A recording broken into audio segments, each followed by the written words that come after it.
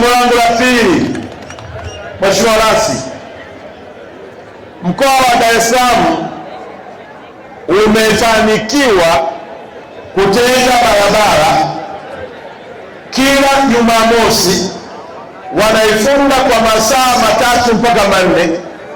Wananchi wanapata nafasi ya kufanya mazoezi bila kukutana na baskeli, bila kukutana na pikipiki, bila kukutana na gari. Naomba kuwaomba wenyeviti wote wa mabaraza ya michezo Tanzania ambao ni marasi, wakiwa chini ya wakuu wa mikoa, kila mkoa utenge barabara moja kwa wiki itakayotumika kwa ajili ya wana mazoezi wakiwepo watu wadogo, bila kununuziwa na magari yoyote.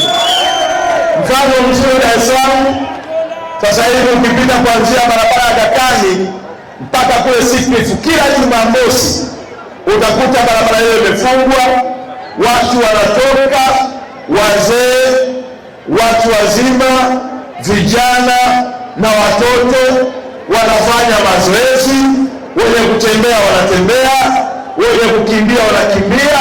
Na kwa kweli mfano huu natamani ufanyike kwenye mikoa yote.